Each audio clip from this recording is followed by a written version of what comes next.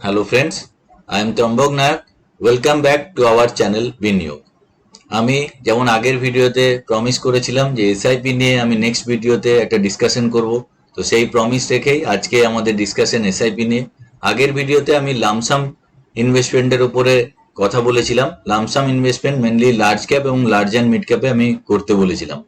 তো আজকের যেটা আলোচ্য বিষয় আমি ধরেছি যে ক্লায়েন্টের বয়স মোটামুটি 30 থেকে 45 বছর বয়স এবং তিনি মাসে 10,000 টাকা করে এসআইপি করতে চাইছেন এবং মোটামুটি 7 থেকে 10 বছর উনি এসআইপি কন্টিনিউ করবেন। তো সেই রেসপেক্টে আমি ফান্ড বাঁচছি। তো সেক্ষেত্রে আমি মেনলি জোর দিয়েছি মিড ক্যাপ এবং স্মল ক্যাপ ফান্ডে এসআইপি করার। দেখুন, মিড ক্যাপ এবং স্মল ক্যাপ ফান্ডে যদি আপনার লং টার্ম হরাইজেন থাকে তো এসআইপি করলে সব থেকে বেশি রিটার্ন আসার চান্সেস থাকে। এগুলো ভোলাটাইল ফান্ড, কিন্তু যত ভোলাটিলিটি থাকবে এসআইপিতে, যত ভোলাটিলিটি থাকবে তত আপনার বেশি রিটার্নের চান্সেস থাকে।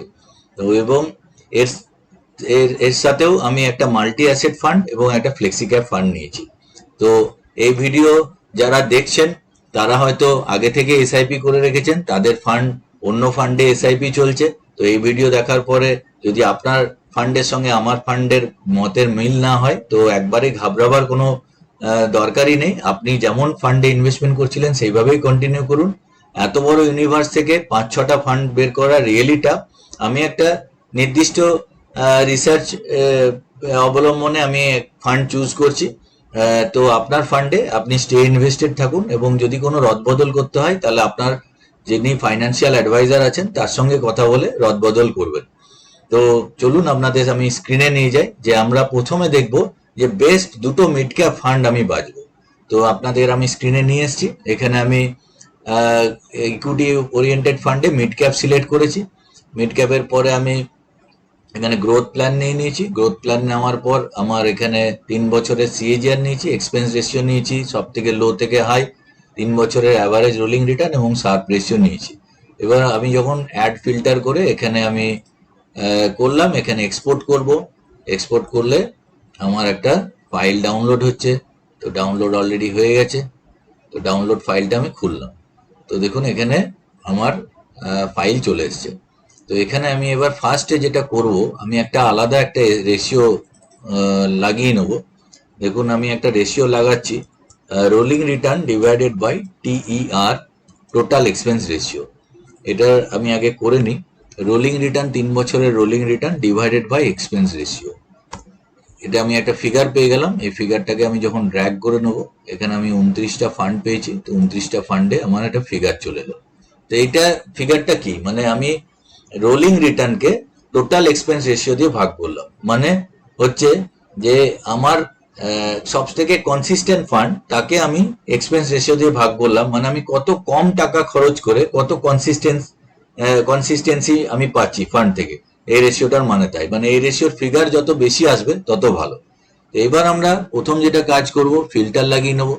এবার এখানে গেলাম, আমি ফিল্টারের অপশনে গেলাম, এখানে আমি ফিল্টার লাগিয়ে নিলাম। এবার 3 বছরের অ্যাভারেজ রোলিং রিটার্নকে আমি লার্জেস্ট টু স্মলেস্ট দিয়ে শর্ট করলাম।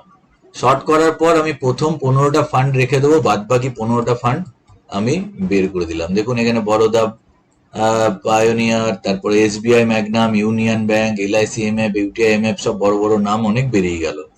তো 3 বছরের আমি সব থেকে কনসিস্টেন্ট ফান্ড যার রিটার্ন মোটামুটি 37%, 31%, 29% আমার উঠে এলো। এইবার আমি কি করব, শার্প রেশিও দিয়ে আমি জাস্ট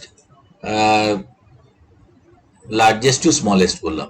শার্প রেশিও আমি আগের ভিডিওতেও আলোচনা করেছি। শার্প রেশিও মানে আপনি কত কম টাকা রিস্ক নিয়ে বেশি টাকা রিটার্ন কামাচ্ছেন। তো যে ফান্ডের শার্প রেশিও যত বেশি সেই ফান্ড তত ভালো, মানে ইন ফিউচার সেই ফান্ড ভালো করার চান্সেস বেশি থাকে। তো এবার শার্প রেশিও অনুযায়ী আমি প্রথম 5টা ফান্ডকে রাখলাম, 6 নম্বর ফান্ড থেকে আমি সব বাদ দিয়ে দিলাম। তো আমার বেস্ট 5খানা মিড ক্যাপ ফান্ড এলো। এইবার আমি যে রেশিওটা করেছি সেই রেশিওটা থেকে আমি লার্জেস্ট টু স্মলেস্ট নিলাম। দেখুন এখানে মানে আপনি সব থেকে কম খরচ করে আমি বেশি কনসিস্টেন্ট রিটার্ন কোন ফান্ডে আমি পাচ্ছি। তো সেক্ষেত্রে আমার উঠে আসছে এডেলওয়াইজ মিড ক্যাপ এবং কোটাক ইমার্জিং ইকুইটি ফান্ড। এই দুটো ফান্ড মিড ক্যাপের মধ্যে মোস্ট কনসিস্টেন্ট ফান্ড। আমার প্রচুর ক্লায়েন্টের এই ফান্ডে ইনভেস্টমেন্ট আছে, তারা আজকে প্রচুরভাবে হ্যাপি। যারা লাগাতার 5 বছর 7 বছর কোটাক ইমার্জিং ইকুইটিতে এসআইপি চালিয়েছেন, হিউজ মানে রিটার্ন পেয়েছেন এবং থ্রু আউট মানে কনসিস্টেন্ট ফান্ড। তো এখানে 3 বছরের অ্যাভারেজ রিটার্ন আছে 28%, 24% এরকম রিটার্ন আছে। তো এবার আমরা স্মল ক্যাপ ফান্ড আমি সিলেক্ট করে নিলাম। এখানে স্মল ক্যাপ ফান্ড সিলেক্ট করলাম, বাকিগুলো একদম অ্যাজ ইট ইজ রেখে দিলাম। এবার আমি অ্যাড ফিল্টারে গেলাম, এখানে আমি ডান করলাম। এবার যখনই ডান করলাম দেখুন আমার 30টা মতো রেজাল্ট এলো। এবার আমি এক্সপোর্ট করছি। এক্সপোর্ট করার পর এখানে আমার ফাইল ডাউনলোড হচ্ছে। ফাইল ডাউনলোড হওয়ার পর আমি আবার এখানে ফাইলটিকে ওপেন করছি। তো আমি 30টা ফান্ড পেলাম। এখানেও আমি সেম ভাবে ওই রেশিওটা লাগিয়ে নেব, rolling return divided by total expense ratio. তাহলে আমি rolling return is equal to rolling return 3 বছরের average rolling return divided by expense ratio. এবার আমি এটাকে টোটাল ড্র্যাগ করে নিলাম, 30টা ফান্ডেরও আমি ফিগার পেয়ে গেলাম। তো এখানে যত বেশি ফিগার আসবে তত ভালো। এবার আমি ফিল্টার করে নেব, হোমে গিয়ে আমি এখানে ফিল্টারে যাব। এবার 3 বছরের রোলিং রিটার্নে আমি লার্জেস্ট টু স্মলেস্ট করে নিলাম। এবার আমি বেস্ট 15টা ফান্ডের থেকে 16 নম্বর ফান্ড থেকে আমি সব ডিলিট করে দেবো। এগুলো বড় বড় ফান্ড হাউস আমার বেরিয়ে গেল। এবার আমার সাব রেশিও অনুযায়ী আমি বেস্ট লার্জেস্ট টু স্মলেস্ট করলাম।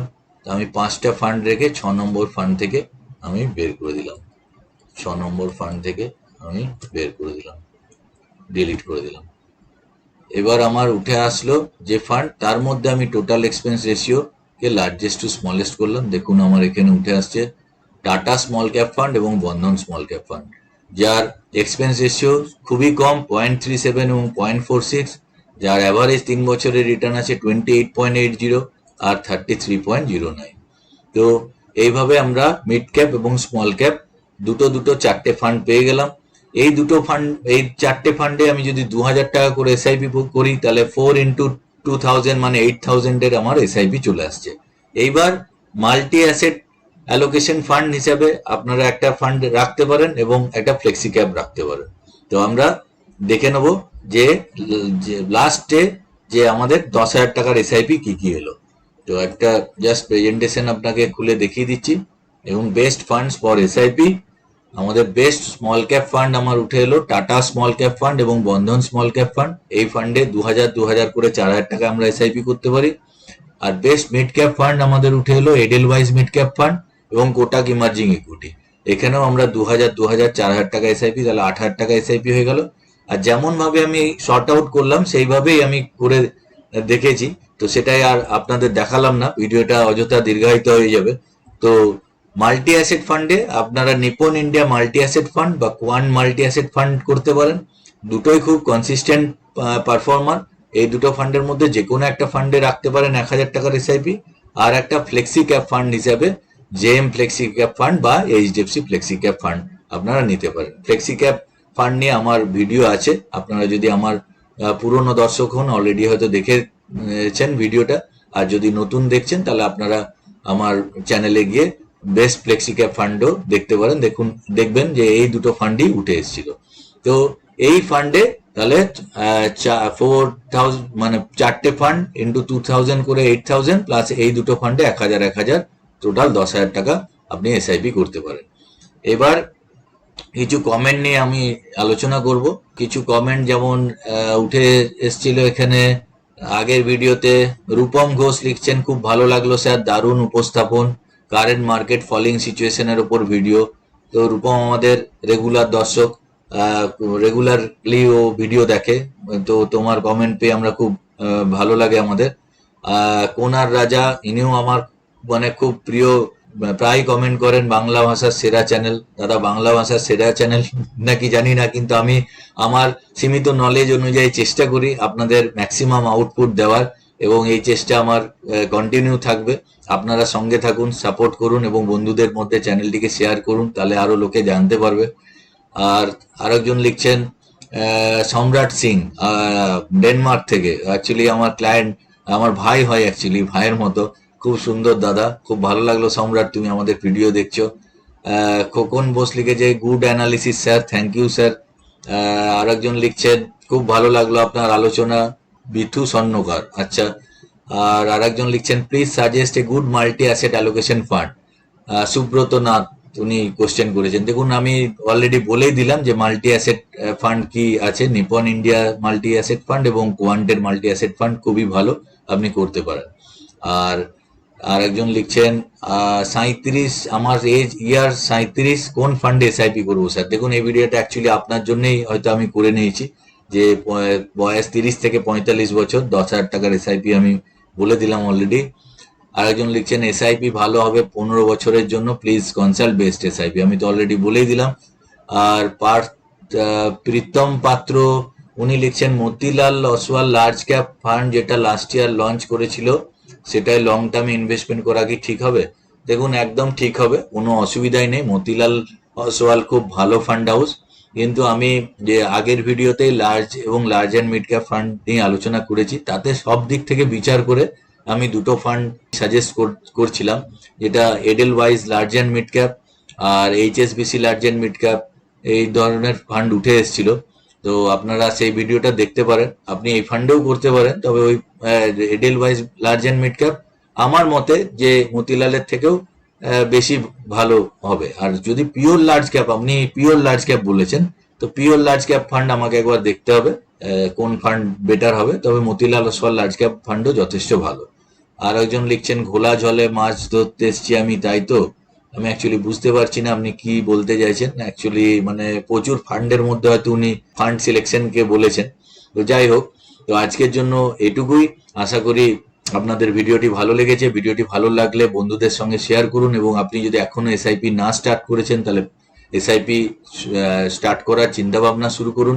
এসআইপি এমন একটা ইনস্ট্রুমেন্ট যেখানে আপনি খুব ক্ষুদ্র ক্ষুদ্র ইনভেস্টমেন্ট করে বড় টাকা তৈরি করতে পারেন। আমরাও বিভিন্নভাবে ক্লায়েন্টের পোর্টফোলিও ম্যানেজ করি। আমার নাম্বার ডেসক্রিপশন বক্সে দেওয়া থাকবে, আপনি প্রয়োজনে আমার সঙ্গে যোগাযোগ করতে পারেন। তো আজকের জন্য এটুকুই। জয় হিন্দ, জয় ভারত।